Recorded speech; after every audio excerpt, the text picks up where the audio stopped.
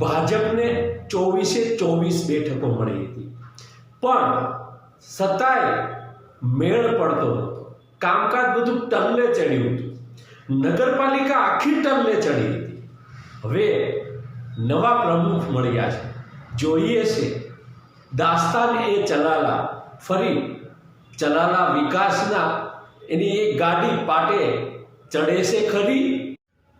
અમરેલી જિલ્લાની સંપૂર્ણ બહુમતીવાળી નગરપાલિકા એટલે ચલાલા નગરપાલિકા, પણ 9 મહિનાથી આ પાલિકા આખી ટલ્લે ચડી હતી। કોણ જાણે કોની નજર લાગી છે, મેળ પડતો જ નહોતો। અહીંની ગાડી વિકાસની પટરીથી નીચે ઉતરી ગઈ હતી। અવિશ્વાસની દરખાસ્ત બાદ પ્રમુખે રાજીનામું આપ્યું હતું, ત્યારબાદ આખી નગરપાલિકા ટલ્લે ચડી હતી અને ફરી વખત જ્યારે બેઠક મળી હોય અને સર્વાનુમતે એકમાત્ર ઉમેદવાર ભૂમિબેન જયરાજભાઈ વાળા પર કળશ ઢોળાયો। પ્રાંત કલેક્ટર તેમજ મામલતદારની અધ્યક્ષતામાં મળેલી બેઠકમાં ચલાલાને નવા નગરપાલિકાના પ્રમુખ મળ્યા છે। હવે જોઈએ આ ટલ્લે ચડેલી નગરપાલિકા ફરી વખત વિકાસની પટરી ઉપર દોડશે કે કેમ, એ તો આવનારો સમય બતાવશે। પણ હાલ ચલાલા નગરપાલિકાને નવા પ્રમુખ મળી ગયા છે।